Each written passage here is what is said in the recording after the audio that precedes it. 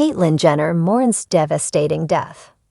While many people are celebrating the 4th of July, tragedy recently struck close to home for Caitlyn Jenner, as she is mourning a devastating loss. So what happened with this situation, and what is going on in the aftermath? Caitlyn Jenner is regularly in the headlines. When you are part of the Kardashian/Jenner family, it's always a media circus, with cameras everywhere and insiders coming out of the woodwork to spill all kinds of tea on this famous family and anyone attached to them. Even though Caitlyn Jenner and Kris Jenner are no longer together, Caitlyn is still very much in the spotlight and making headlines. As followers regularly see, Caitlyn Jenner does a lot of traveling. She shared updates in Jerusalem earlier in June, as well as recent updates in Israel. Many people continue to keep up with everything she has going on, and while she does not have as many followers as Kim Kardashian and others, over 15M is nothing to scoff at. Caitlyn has also been outspoken in her support of Israel, and that keeps people talking one way or the other, with many people regularly commenting on her updates. Jenner mourns devastating loss. What happened? Unfortunately, while many Americans are celebrating the 4th of July, based on the latest updates making the rounds, Caitlyn Jenner is mourning a loss that hits close to home. Based on the latest reports, Caitlyn's friend and manager, Sophia Hutchins, recently passed away. Caitlyn's friend and manager was only 29 as she lost her life following a tragic ATV accident. According to TMZ, the accident occurred near Caitlyn's home. Sophia was declared dead Wednesday morning in Malibu.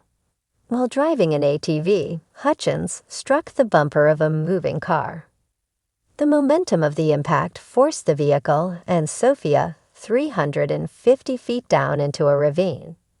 Sophia was declared dead on the scene, while the two people in the vehicle she struck sustained no injuries. Outlets such as TMZ have reached out to Caitlyn Jenner for comment, but so far she has not responded to this recent tragedy involving her friend. Sophia and Caitlyn first crossed paths in 2015 and had both a friendship and working relationship since. Sophia even appeared alongside Caitlyn in the docuseries I Am Kate.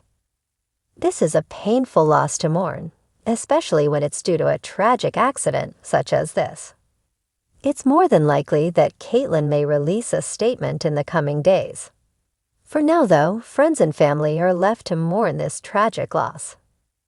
The Malibu coastline was unusually quiet as the sun sank low into the horizon, casting a burnt orange glow across the waves. Caitlyn Jenner stood barefoot in the sand, the breeze ruffling her hair, her eyes brimming with grief.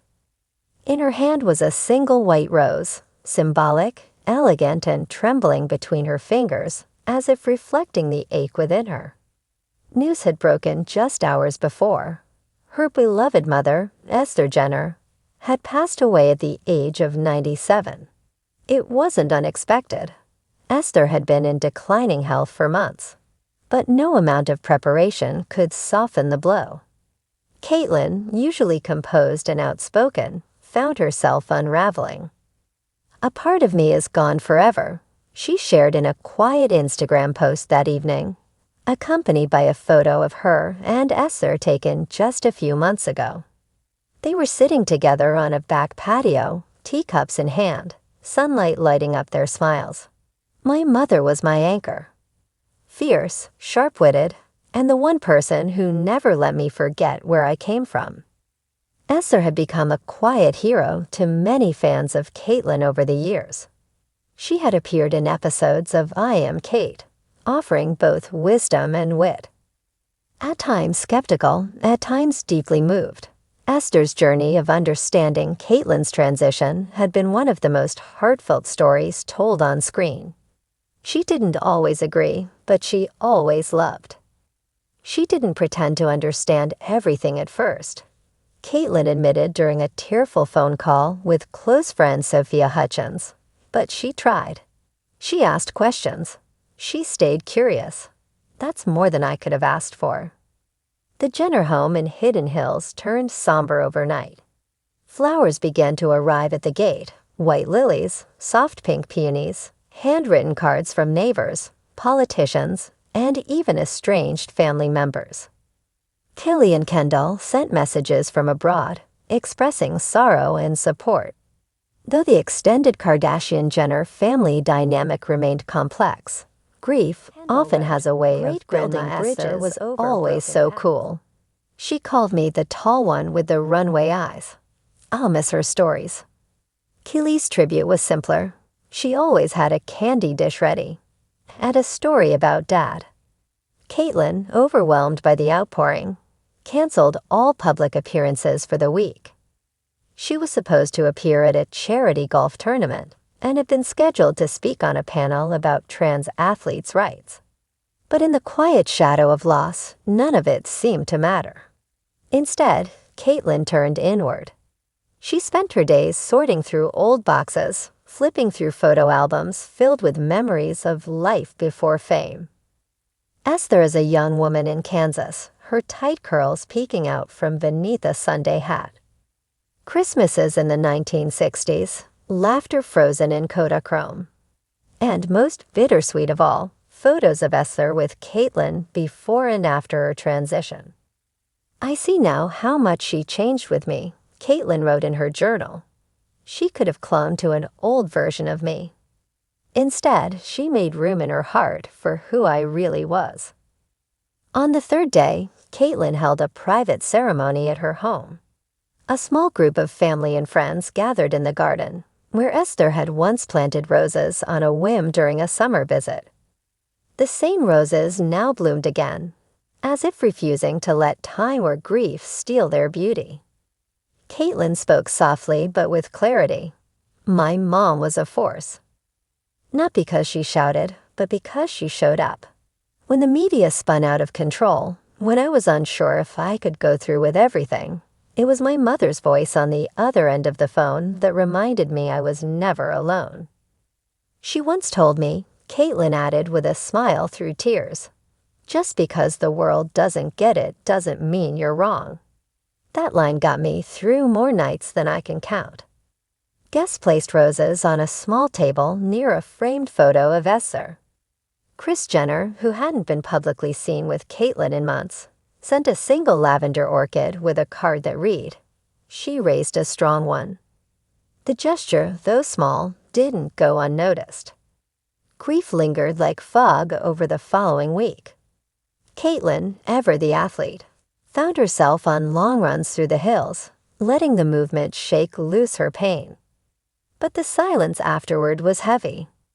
Tianzi later spotted Caitlyn at a coastal overlook, sitting alone in her car for over an hour, looking out at the ocean. Friends close to her said she was still processing, still reaching for the words to describe a loss so profound it made fame feel trivial. Her daughters checked in daily. Brandon sent guitar recordings. Bert called every night. The family, fragmented though they often were, seemed instinctively to wrap around Caitlyn like threads in a fraying quilt. By week's end, Caitlyn returned to social media, not with a glossy post or public statement, but a raw, simple note. Grief has a strange way of reminding us what matters most. If you still have your mom, call her. If you've lost her, know I'm with you in that silence.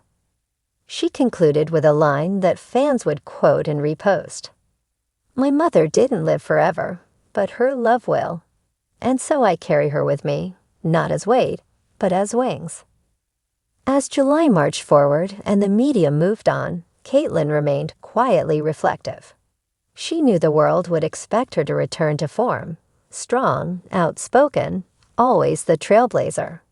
But she also knew it was okay to break down, to let herself mourn not just the woman who gave her life, but the only person who ever truly knew every version of her. And so, on a calm Malibu morning, Caitlyn returned to the shoreline, rose in hand, and let the tide take it. "Goodbye, Mom," she whispered. "I'll meet you where the waves turn golden."